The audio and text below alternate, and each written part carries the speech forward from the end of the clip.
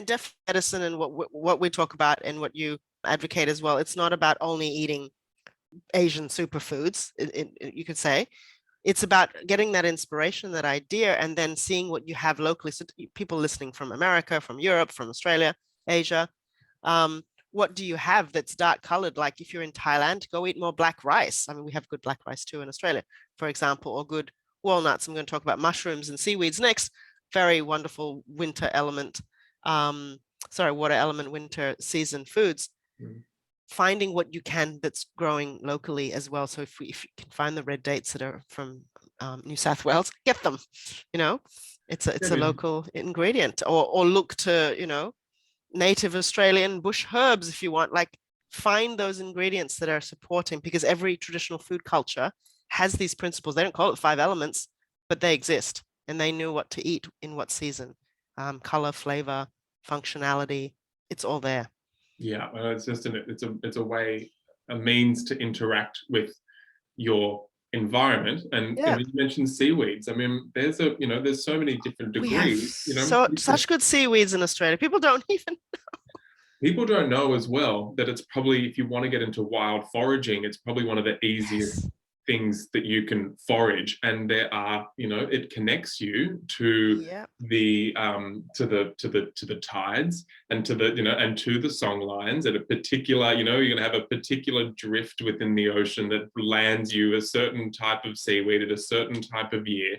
And then there's a tradition around going and having the harvest. So maybe it's finding someone in your area that's already doing that for you, or there's people going and getting samphire quite regularly now and selling that at markets, or go and do a workshop, or just support someone who's been got an open book about how they forage, and you can connect with their story by their seaweed at this time of year. And it's a connect. It goes off the list of Kimberly and Mason said it's a really good thing to have.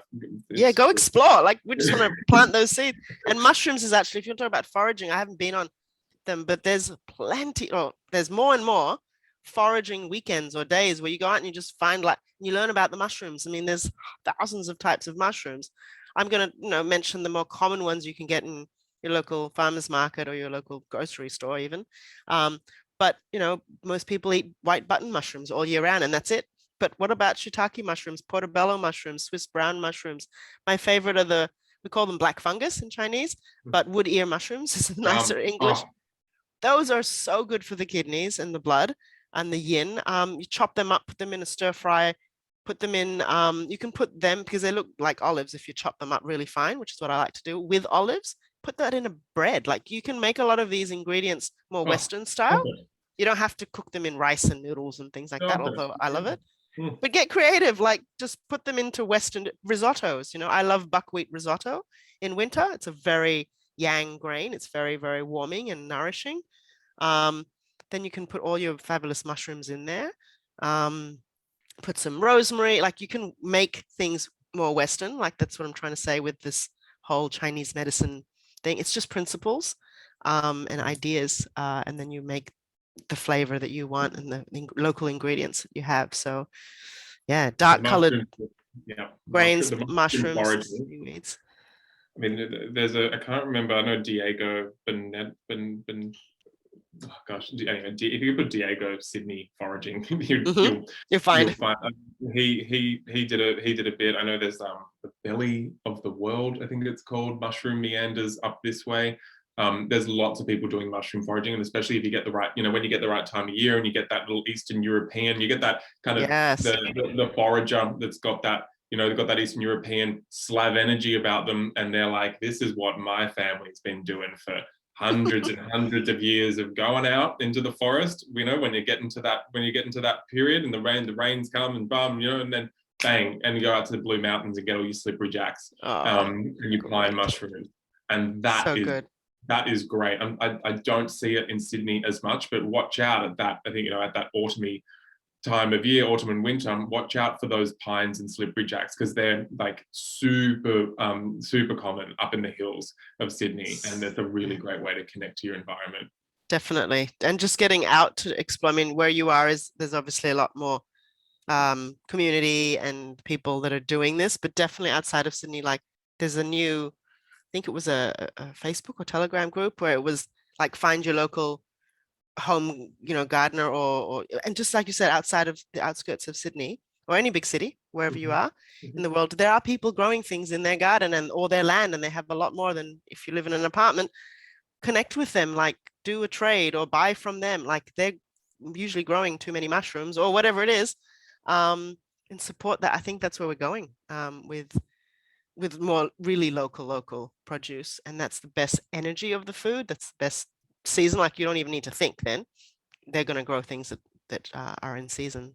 It'll keep people sane. I think people don't realize Yeah. that you don't need to cut off ties to the, this ultra connected, globalized world where, Yep. now for some reason I'm highly aware of riots that are going on in Ecuador because it's Yeah. affecting my friend, my cacao farmer friend that I talk to. And I'm like, gosh, I have to be aware of that.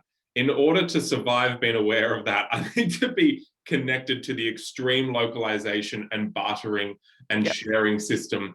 And understand, like I dream of having little holidays where we drive out towards, say, like like the Lightning Ridge way, where like west to the salt plains and go and collect enough salt for us Mm, for the year. That I'm really yeah. trying to plant these seeds. I can't, I just have no time for that right now. But it doesn't mean that shred of connecting to seaweed harvests, to those Mm, people, that localizes your mind yep. so much that it's like your spleen needs that connection in order to Definitely. process just how much global awareness that it has. And this is what this anchor is that we're talking about.